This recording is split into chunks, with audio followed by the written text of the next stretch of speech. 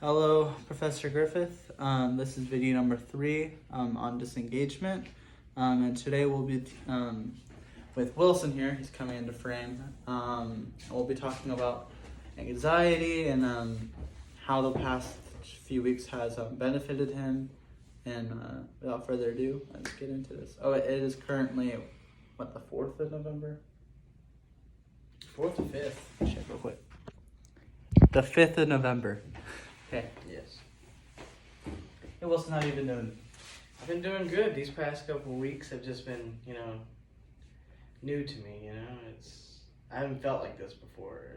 Could you elaborate on that a little bit? Yeah, definitely. So as we talked about in the last session, it was a constant, overwhelming sense of being stuck. Mm-hmm. And then these past couple weeks, it's just been this endless, I want to get out of bed. I want to go hang out with friends. Mm-hmm. I want to go to the caf. I actually get joy when I do my schoolwork, and it's not, oh man, I have schoolwork. It's what can I learn from this? Mm-hmm. It's just been, it's kind of like a new piece that I haven't felt before. Yeah. Oh, what do you think brought up that? So we went over Philippians 4:6-7. Yeah. And I had never read that passage in that light before. I had just, passed through it, being a Bible college student. You read so many verses and they hardly ever really stick out. And reading that verse in light of our counseling session has brought it to life for me. I've just, a sense of peace has just kind of fallen over me, and reflecting on that over the past couple weeks has helped. So it's brought this joy, I believe. And yeah, we're gonna dive more into that throughout this not this semester, but throughout this session. I'm super happy to hear that, Wilson. Thank you. Genuinely am. But before we just keep on going and kind of see how what past sessions have helped you and what to do after this, I just kind of want to know what have you been up to? I haven't seen you in a week or two. Yeah, so after our last session, I decided I really like soccer. I decided to get a few friends together and go play out on the intramural field. Just kick the ball around. Even though I had assignments, I was like, I'm gonna just take some time to relax. So I got some friends. We played soccer. We really enjoyed it, and almost daily we go out there. Just even if it's just kicking the ball back and forth. Other than that, I've just got done with, we're getting ready for final exams. So last time it was midterms, and now we're getting ready for the finals. And I've just been preparing for those, knocking out papers, and I recently met a girl. So. Oh really? Yeah. So I'm excited about that. Yeah. How so? How so? Yeah. So stereotype of Tacoma Falls College, as I've heard, ring by spring. I don't think I'm getting married by spring, but I've definitely found, that girlfriend kind of person that I want to be in my life. We're not official, so. Okay. Yeah. Yeah. So. Yeah, but I'll keep it on the down low. Yeah. Don't tell anybody. Not till it's Facebook officially. Yeah.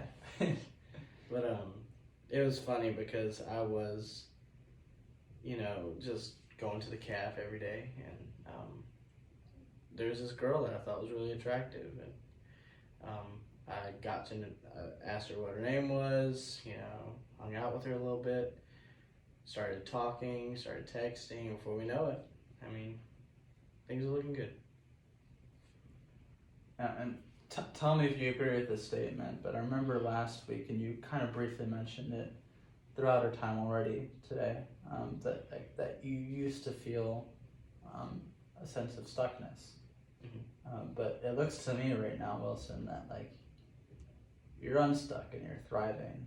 Yeah. Would you agree with that? And why would you? Yeah, 100%. Yeah. That feeling of stuck was how can I explain this? I didn't want to leave my bed. I felt stuck to my bed. Or I had so many assignments that I didn't want to leave my room for those assignments. I always felt stuck to something, and I felt like I just couldn't get up from under whatever that would be. Whether it be this, guilt that I'm not doing good in school, whether it be I just want to sleep more, I just want to rest more. I was just stuck. And reflecting on that passage of scripture has really, I guess, freed me. It's broken these, I don't know, I guess if you could use the illustration of glue sticking someone to the ground, it's almost like someone used something to, file the glue off of me and allow me to walk in that peace. Mm-hmm. So, 100% unstuck, because had I been stuck, I don't think I'd be talking to a girl the way I was talking. I wouldn't be playing soccer every day. I wouldn't be just going and looking forward to the interactions I'd have with people. Yeah. You just mentioned like the glue analogy, and then you felt like you were stuck like glue. Yeah. And it feels as though someone scraped you off of that. Mm-hmm. And I think it's important for us both to kind of understand who you mean by someone. Yeah. Do you know who you mean by someone, or? Yeah, I would say most importantly, because it has to be God. Yeah. The reason for this is because it's the scripture and the peace, and the peace that surpasses all understanding that I'm obtaining from Him. I know it's coming from Him, and it's amazing. It's Him who scraped me off the ground, and it's Him that makes sure I don't get stuck again. Yeah, that's awesome. Yeah, and Wilson, I was actually in a personal devotional this week, and I thought of you when I was reading all these passages, and I remember we were talking about anxiety when it comes to school and such, and I just remember that this particular passage helped me throughout my college days. Yeah. And yeah, without further ado, I'll read it real quick. Sounds great. Tell me what you think about it, and we can kind of discuss it a little bit afterwards. Mm-hmm. It's Psalm 18, starting in verse 1. I love you, O Lord, my strength. The Lord is my rock, my fortress, my deliverer, my God, my rock, in whom I take refuge, my shield and the horn of my salvation, my stronghold. I call upon the Lord, who is worthy to be praised, and I am saved from my enemies. Just reading this verse, this passage, it's like David had physical enemies, disrupting like his physical safety. Like he had people that wanted him dead, and family issues upon family issues. David was often found himself in just unsafe situations. Yeah. And yet, even in the midst of that, he just had the faith to proclaim God as his security, his rock, Yeah. And just keeping that in mind, really helped me get through college. And keeping that Philippians 4 verse in mind as well. Can you relate to that verse at all? Yeah, when it talks about how God is kind of, I know this is maybe not the best, hermeneutic, but I'm taking hermeneutics with Burris right now, so yeah. I know that word means. I've never heard of it before. But the Psalm, David, he's mentioning how God is protecting him from an enemy. I know that may not, it's talking about literal enemies, as you stated, people that physically wanted to hurt him. And I know that this isn't what you were pointing to, but it never occurred to me that maybe I have an enemy attacking me. And I've heard all this, spiritual talk about the spiritual enemy seeking to steal, kill, and destroy.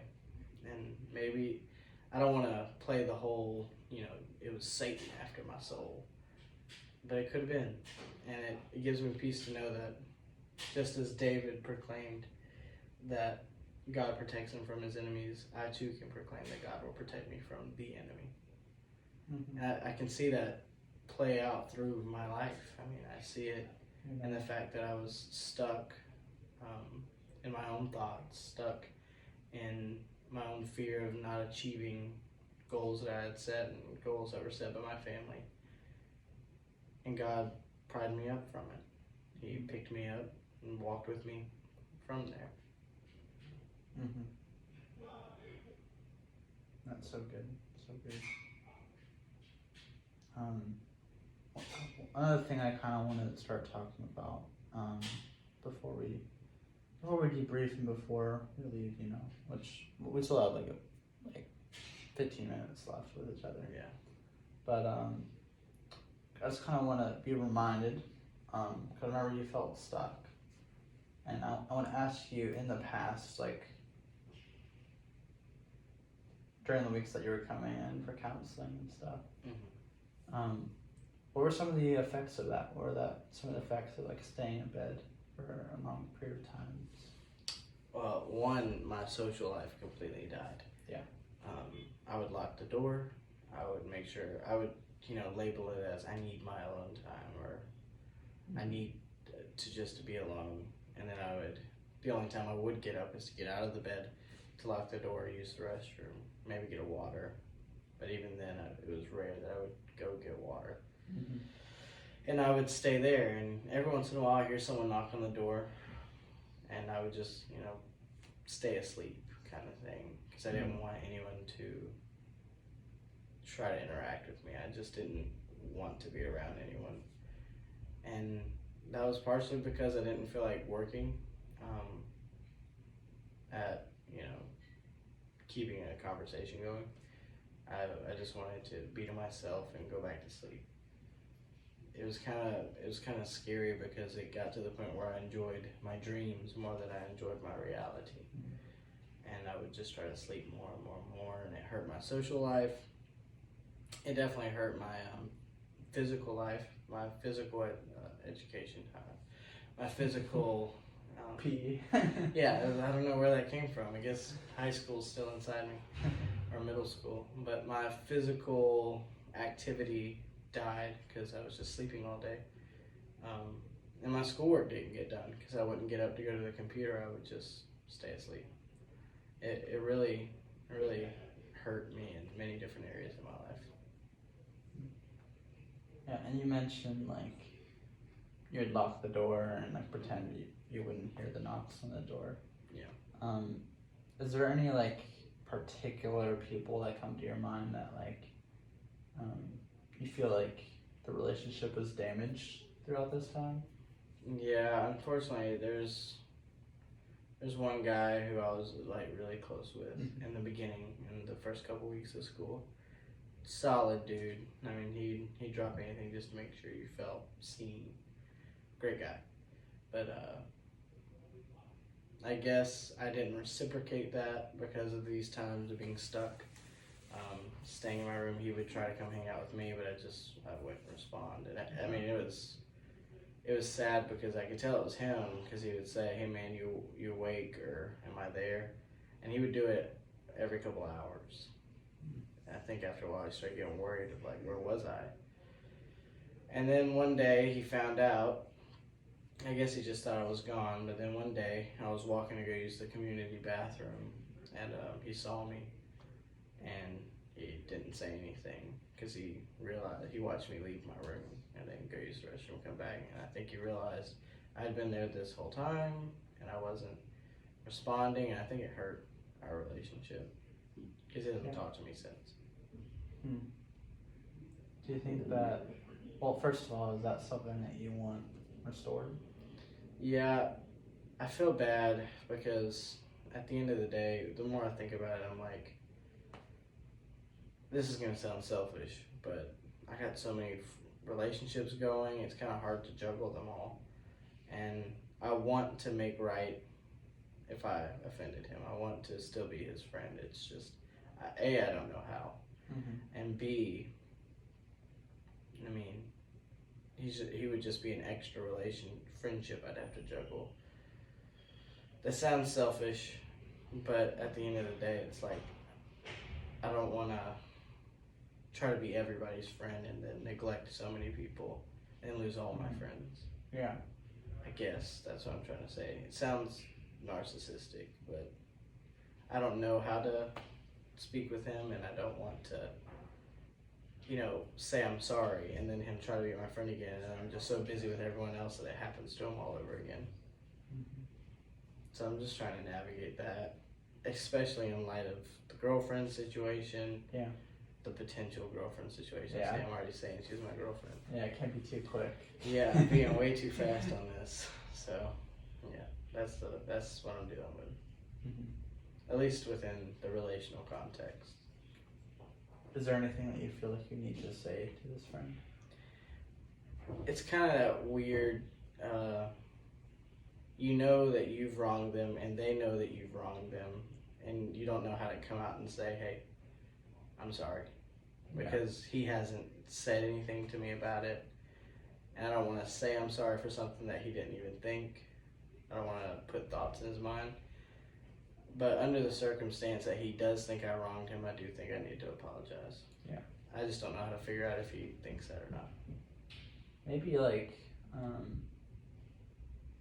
because you said like some days he checked on you like hourly. Mm-hmm.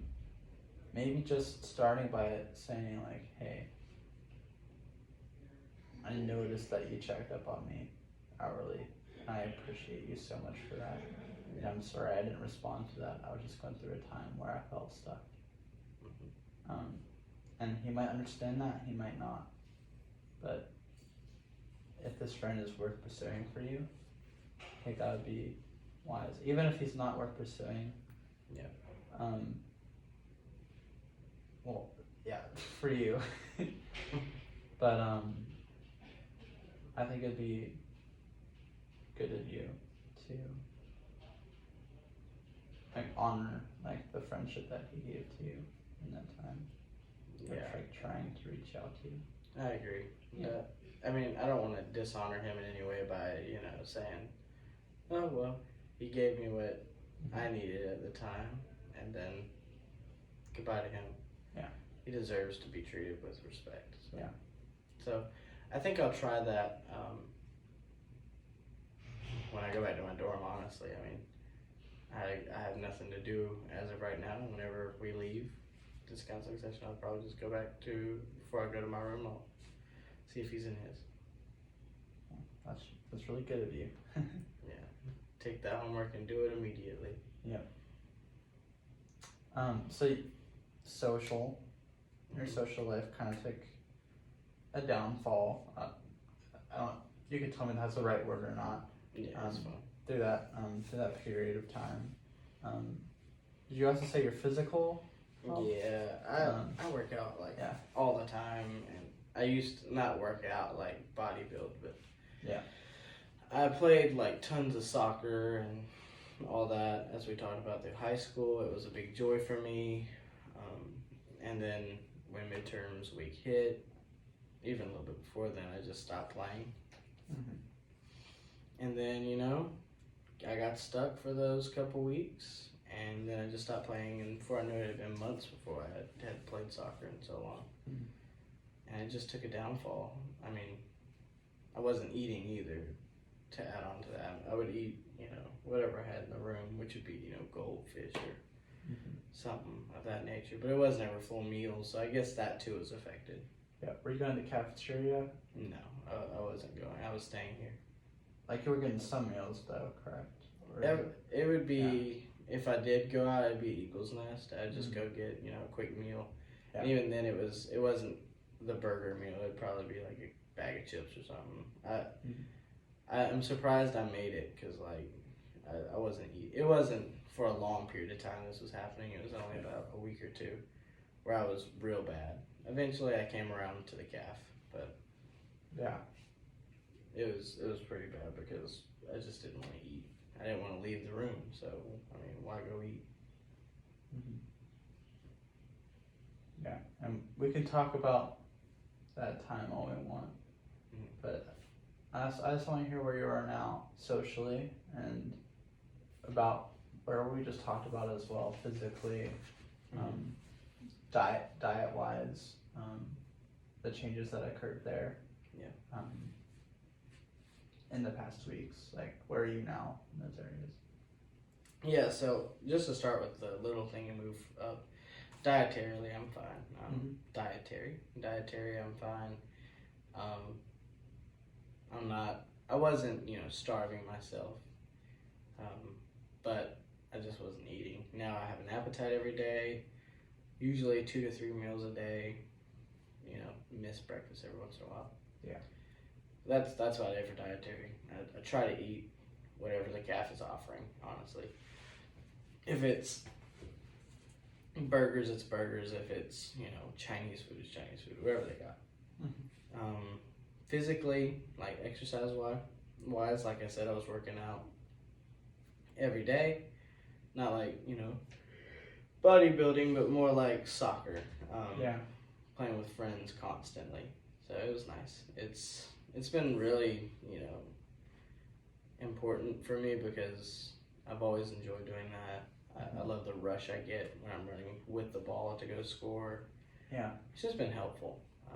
So that's about daily, give or take a couple of days, because it's not everyone's around. If anything, it's just me out there with a ball just juggling or something. So, and then relationally, I guess the soccer kind of helps relationally too, because I kind of got a group of guys that I met in the beginning of the year, and it was helpful because I just walked out there one day feeling excited to play, and they took me on, and that was nice, and they knew me already, but they didn't be like, oh, I hadn't seen him in weeks. We don't need to play with him. We got enough players. No, they just took me on. And I've been playing with them for the past 2 to 3 weeks now. And they've become some good guys. And then the most important of all of these is I kind of ran into that girl. And I feel like that's a big deal because in high school I didn't talk to girls. I just kept to myself kind of deal. So it was nice. How'd you meet her? So, she's in a few of my classes, but and I never really noticed her. I guess I noticed her after the fact. So I was in the calf one day trying to get some, I think it was a crispy chicken sandwich, and she's in front of me, and I was like, wait a second, this girl's actually kind of attractive, and next thing I know, I'm like, maybe I should talk to her, and I build up the courage, and I go talk to her, and she seemed like a good girl. Her name is Isabel. Seems like a great girl, and that's how we met. I found out she's actually in my English Lit class and my hermeneutics class, so we see more of each other than I thought, and we've just been texting and trying to hang out. We get lunch every once in a while, but we're not exclusive yet, so it's not a consistent thing. Yeah. That's really good to hear, Dennis. Yeah. So it's nice to get to know her, but Isabel has been a blessing. Yeah, that's great. So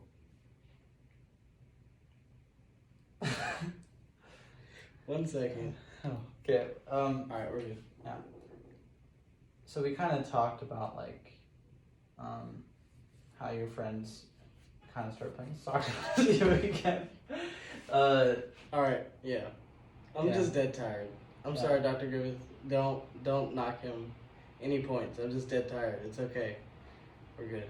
Okay. Yeah. Yeah.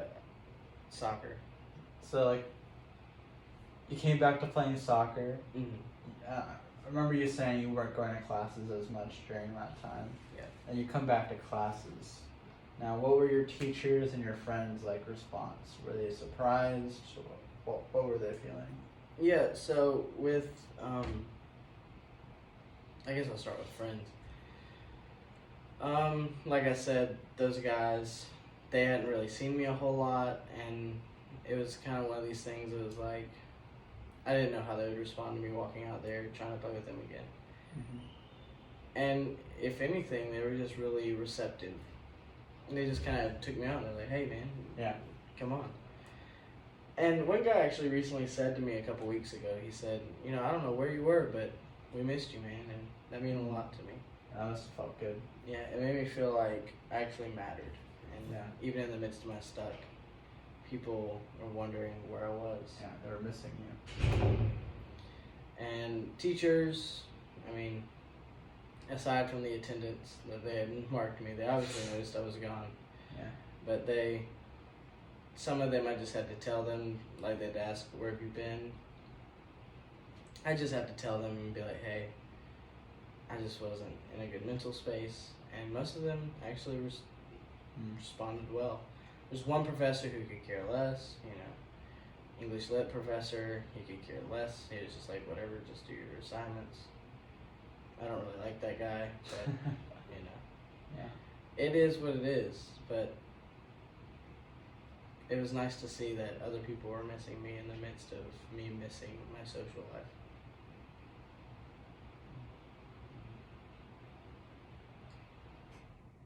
How have you seen how have you seen God work in your life through this kind of like new period of your life, I guess? In one way, relationally, it's been good because I can see, you know, life change taking place in the context of that community. These guys are building me up, I'm building them up, and it's like God has kind of brought them into my lives, just playing soccer. And it's been good because in the moments where I kind of want to get stuck again, they don't let me. It's not like they don't let me, but it's like they preoccupy me. They're like, hey, we're going to go play soccer now. And even if I can't make it then, they'll play soccer later in the evening anyways. They're constantly checking up on me. And I can tell that it's God who put them in my life. With Isabel, I'm just blessed to have found a girl who is, from what I can tell, respectful, kind, bears the fruit of the Spirit in every way. And usually you don't get that on the first try when you talk to somebody. Usually you're like, hey, what's your name?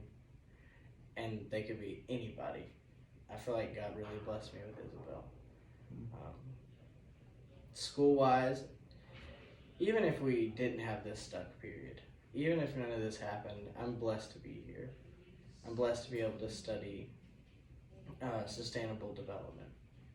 It's something that not a lot of people get to do, and God has blessed me just in that fact. And then when I get stuck in these moments where I feel like I can't do it, He still pulls me through and continues to bless me with the curriculum and the knowledge and the teachers. It's been insane. So the main way I can say that God has been working in my life, He's been blessing me with things I don't feel as if I deserve. Yeah, then it's like looking back at the first session and just seeing where you are now, it just gives me so much joy to see just how God has intimately and just so lovingly like been working in your life. And I just want you to know that it has been evident. It's not just something that I'm speaking into your life. It's something that you are like you're shining the light of Christ throughout these sessions. And it just gives me so much joy to be able to see that and to walk beside you in this. Thank you. With that being said, it's just been such a joy meeting with you, like talking about life with you, man. And after this session, while this is our last session, like I'm excited to like keep talking to you after this and just kind of like catching up with you, seeing how school's doing, and like just to continue to just joyfully know about each other's lives and like see how God is working in each other's life. Yeah, I look forward to that as well. So can I pray for you real quick? Please. Yeah, let's go to the Lord in praise and thanks. Father, you are so good. You really are, Lord. You look to us, and we know that all things are for the benefit of those who believe in you. All things. Knowing that, we can even look back at this period that Dennis went through. The hardship, the feeling of being stuck. But hallelujah, Lord, that we can look at that time and thank you for it. Thank you for that time, because it enables Dennis to praise you for pulling him out of it. You are so good, Father. Teach our hearts to praise you in our valleys, in the mountains. Teach our hearts to praise you wherever we are, wherever we find ourselves. I thank you just so much for how you have intimately touched Dennis. How much of your love has just been shown unto him through this time, Lord. You have proven time and time again that your love knows no boundary. It has loved Dennis, that you have loved Dennis through every moment, through every second, during every phase of his life, including this past hard one for him, Lord. And hallelujah, you are leading him into new mountains, Father. You are so good in all that you are. Thank you. Amen. That being said, I'll see you soon, Dennis.